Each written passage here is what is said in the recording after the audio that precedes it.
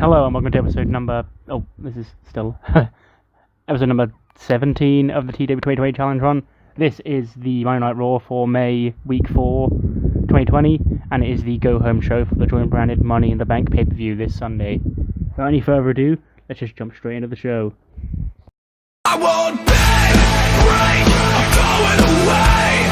Every moment's one more chance to stand up or get in the Show starts off with, obviously, the opening intro and pyro and stuff, and then we cut to commentary where Samoa Joe was sat there with Tom Phillips and Byron Saxton, and Joe says that later tonight is the official contract signing for Drew McIntyre versus Brock Lesnar, and after the disgusting actions of Drew McIntyre and Brock Lesnar last week, and he hates to be this kind of general manager, but he's announcing a no-touch policy tonight.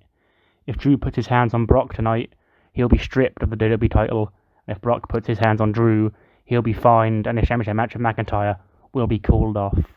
So after they put the whole locker room in peril last week, Joe Teller, putting his foot down, says this will go smoothly, and they won't touch each other tonight. And then we open up, actually, with wrestling. In a 58 rated match, the Street Profits defeat the Viking Raiders in 11:58. Montez Ford pins Ivar with a frog splash, and the Street Profits make defense number 2 with the Raw Tag Team titles. 56 for Tez, 51 for Dawkins, 50 for Eric, 51 for Ivar. And yeah, that's just because they didn't have enough room on the pay-per-view for this match. So we're doing it on Raw, and they've defended against the Vikings. We then cut to a shot from earlier on in the day outside Bo Dallas on the streets, parading with his 24/7 title about how you have to believe in Bo, and how it's an injustice that he was considered to be fired from SmackDown Live, when one of the protesters alongside Bo sneaks up behind him with a referee, and of course it's R-Truth. He pulls his jacket down to reveal he's R-Truth, and he rolls Bo Dallas up on the streets. The referee counts 1, 2, 3, and R-Truth runs away with his baby. So R-Truth is the 24/7 champion. Sane versus Billy Kay gets a 49. Kyrie gets a 51, Billy a 39. Kyrie defeats Billy with a spear, apparently. And this is just the final build-up to the Kabuki Warriors versus the Iconics for the tag titles, which will be happening at Money in the Bank. And the champions have the upper hand after the Iconics stole all their gear. Kyrie gets a win back over Billy Kay here tonight. Charlie Caruso is backstage with Selena Vega and her boys, and Charlie tries to talk to Garza, of course, because they have a thing. Garza hands her his rose, and she asks him about how he feels about Seth Rollins and Murphy. Well, Seth Rollins sending Murphy down there last week to attack him, and Selena butts in. She's like, nope, we're not here to talk about Seth Rollins and Angel Garza, because Angel Garza has a match with Seth Rollins this Sunday at Money in the Bank. But more importantly, because of that the distraction from last week because of Buddy Murphy, Andrade lost to Kevin Owens, so now Kevin Owens gets a United States title shot against Andrade at Money in the Bank as well. So Garza needs to take his mind off Seth Rollins because he faces Kevin Owens in the main event tonight, and he needs to be fully focused on damaging him and weakening him down so that Andrade can easily defeat him at Money in the Bank, instead of being cost his match by distractions with Seth Rollins and the church.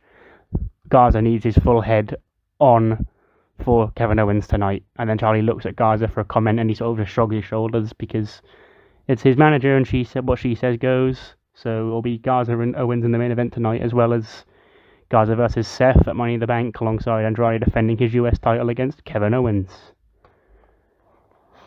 Promo from the Peak of Physique, who were coming down to the ring again, bragging about how ripped they are, and how last week it was a fluke that the Viking Raiders, that fat 05R, pinned Tony Nese, and how tonight they're going to make an example out of Humberto Carrillo and Akira Tozawa. And they don't, of course, because the match gets a 49. Tozawa, Path of the Dragon, I've called this team. This will be a regular team going forward, and I'm going to see, because I do have an interesting plan for them, and I don't know if it's going to be able to be done, because there's a person involved that I don't know if I'm going to be able to use him, but oh well. If not, they'll just be a tag team here on Raw. Path of the Dragon defeat Peak of Physique when Humberto pins Riddick Moss with the moonsault. 40 for Nese, 31 for Moss, 50 for Humberto, and 51 for Tozawa. Backstage segment with Sugar Rush. They're talking about how in the last 2 weeks they were ready for Shayna Baszler, and how they really got a reality check here on Raw because they're just these plucky young British girls. They didn't really know what they were getting in for. They got their head over heels for being here on Raw and thought they could step to the champion, and then she sort of snapped them back down to reality.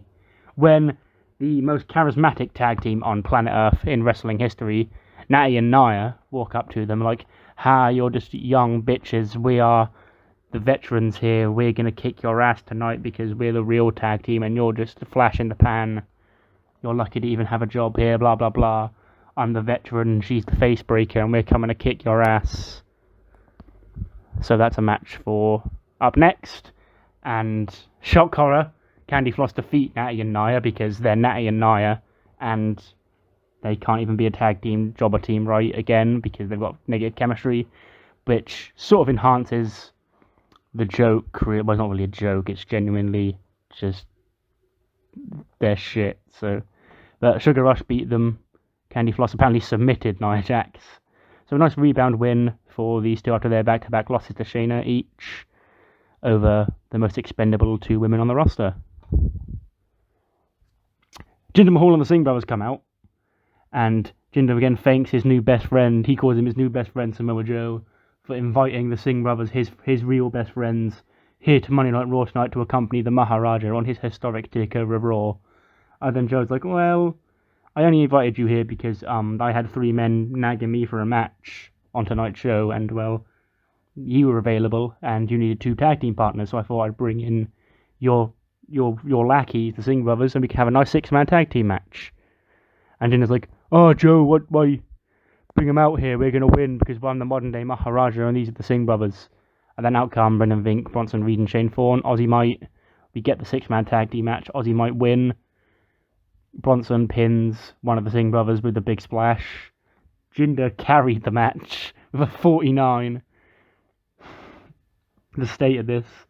Samil, 37, 30 for Samir, 49 for Jinder, 35 for Thorne, 30 for Vink, and 38 for Reed. But Ozzy might get a nice win over Jinder Mahal and the Singh brothers. Then cut to a commercial break, and we cut back, and Jinder and the Singhs are kicking up a stink in the hallway. Going, it's a disgrace that Samoa Joe only brought you in here so you get beat up by Ozzy Might. He won't have heard the last of this, I swear, when they see our truth trying to hide with his 24/7 title. And Jinder knows exactly how he can make his day better, and that's by he lays out our truth with the Kalash on the floor, and one of the Singh brothers counts the 1, 2, 3, and the modern day Maharaja Jinder Mahal himself is the new 24/7 champion. Another one of these sort of Rey Mysterio just showcase matches. He beats Ricochet in 14 minutes. Gets a 70, 67 for Rey, 60 for Rick. I did say this as a high spots match. Yeah, aim of the match is to be high spots because it's Rey Mysterio and Ricochet. And it seemed to do pretty good. They got 70, so... Was there any bonuses for them being... Yeah, good match style for Ricochet. Guess not for Rey. But oh well, he still won and got a 67. VIP Lounge. MVP's here with VIP Nation, Bobby Lashley and Shelton Benjamin Adams, like the security guards on the ramp, like where they have the rope thing to get into the VIP Lounge, and his guests are the 3 men and 3 women who will each represent Monday Night Raw in the Money in the Bank. And they all get promo time. MVP talks for Apollo about why he's going to win. Alistair Black doesn't really say anything. Theory and Ruby, MVP sort of eviscerates them because they're out here alone without Seth Rollins, and how they're going to stand a chance at Money in the Bank when they're all alone without their whole church backing them up.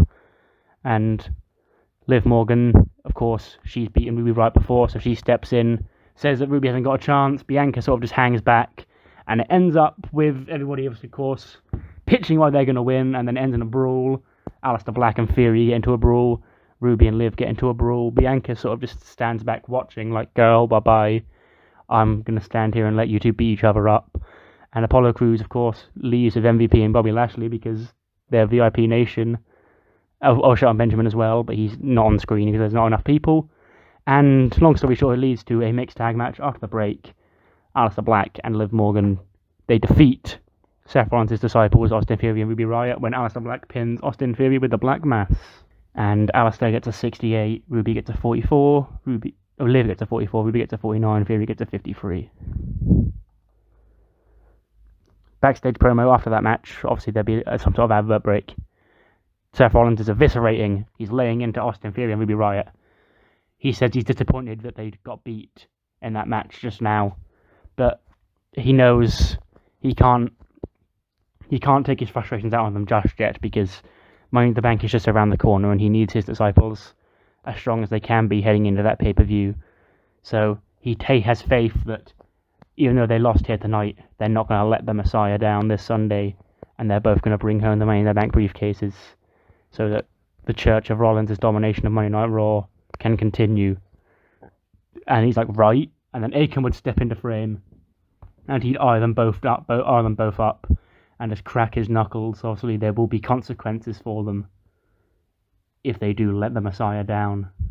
Murphy just sort of chilling out like, yeah, because he's holding the Bible, that's his role. Quick match for Shelton just to fill time. He beats Titus O'Neil with a pay dirt. Gets a 49. Titus gets a 39. The match gets a 48. Meh. Shayna Baszler cuts a promo on the 3 women who are in Money in the Bank. She says, doesn't matter if Bianca Belair wins, Liv Morgan wins, or Ruby Riott wins, the result will always be the same. Shayna, they better hope, for their own sake, that the winner is from SmackDown, because if they try and cash in on Shayna, then they're going to waste their briefcase, because there's no way that Shayna's going to be taken out by any of these women. She's always going to have eyes in the back of her head. She's always going to be ready to strike and choke you out if you try and cash in on her and take her title from her cold, dead hands. Jinder Mahal and the Singh brothers are shantying backstage because they finally got a chance to relax, because Jinder got heated earlier on, but then he ended up winning the 24/7 title, which made his night. So they're sort of shantying, shanty, or with the whole rug and the whole 9 yards, when behind one of the crates rolls R-Truth, and he sneaks up on Jinder, and he rolls Jinder up, and he gets the 1, 2, 3, and he wins his baby back. And Jinder, he screams in anger, but the Singh brothers are like, Jinder, what happened to Shanti? And he's like, you're right, but he's clearly very angry that R-Truth has got him, done one over on him here tonight. 71 for the main event match. Kevin Owens defeats Angel Garza in 17:45 with a powerbomb after Seth Rollins distracts. It would just be his music playing, he wouldn't actually come out, and it would throw Garza off his game, because I wouldn't want it to be, Owens used Seth as a distraction, because, of course, he is a babyface. So, we'd have Owens be down, his music would distract Garza, which would just throw Garza off the game, which allowed Owens to beat him in the end. So it wasn't a blatant, Kevin Owens used Seth Rollins to beat him. But after the match, Kevin Owens is gone, and the Messiah is here. He's coming out. He's going to stomp Angel Garza and finally use him as a sacrifice and place his hand over the Bible and get one over on him. But he goes for the stomp. Garza pops up out of nowhere, hits him with a big drop kick, and he finally has Seth Rollins where he wants him, one-on-one in the ring with him, and he delivers a devastating wing clipper and lays the Messiah out finally. And Garza is going ballistic, he's celebrating, and Selena's like, bitch, come on, come to the back, you lost. We can't be here, we can't be waiting here, Andrade's waiting for us backstage. But Garza is just very happy he's finally got one over on Seth Rollins, and will that be the scene this Sunday at Money in the Bank? Main event segment gets an 88, so hopefully that makes the show sick. Contract signing. Drew McIntyre and Brock Lesnar are here. Paul Heyman, of course, here as well. Officiated by Samoa Joe. Drew and Heyman exchanged choice words about how Drew beat Lesnar at WrestleMania and he knows the Beast can't beat him. And Paul Heyman, something about Brock Lesnar being on top of his game right now and it not being a prediction, it being a spoiler that he's going to beat him. And then Joe's like, chop chop. We didn't come here to talk, we came here to sign a contract. And he gets Brock Lesnar to sign first. Brock signs his name down. He aggressively shoves the contract on Drew, tosses the contract down. And he's like, sign it, bitch. Off mic, of course, because he hasn't got a microphone in his hand. Drew signs the contract, and he's like, well, Brock, I don't know why you're so desperate for me to sign this contract, because as we saw at WrestleMania, we all know once you get in the ring with Drew McIntyre, you can't get the job done. And this, of course, pisses Brock Lesnar off. He stands up. He punches the desk, and he flips the table over. And Drew just sits there, smiles in his chair, unfazed by Brock's anger. And then he eventually stands up and he throws his arms out in the air and he's like, "Hit me, Brock, come on, you won't do it." And Brock's very angry because he knows he can't hit Drew because he will lose his title match. And Drew just smiles at Brock, maybe gives him a little wink, tosses the title over his shoulder and he leaves the ring. And then once Drew's officially gone, because of course we can't let Brock go because he hits him, Brock Lesnar then goes to leave too, but then he stops when he's halfway out of the ring. And he turns around and he takes his anger out on Samoa Joe. He drops Samoa Joe over clothesline because this is the man who put in the no contact clause, and Brock needs to beat someone up because Drew's just pissed him off. So Brock clotheslines Joe. He gets the table, stands the table back up, and Samoa Joe, the Raw General Manager, takes the F5 through the table as Brock screams as the show goes off the air, and it scores us a 74. I think that was one-off gaining us pop, but oh well. We're finally on the upswing of shows now, all thanks to Brock Lesnar, and let's see how him and Drew McIntyre will do at Money in the Bank. So that is the end of Raw's build to the Joint Randy Money in the Bank pay-per-view. The next time you'll see the Red Team will be at the pay-per-view itself. But before then, we have one more episode of SmackDown to get through, and hopefully I'll see you then.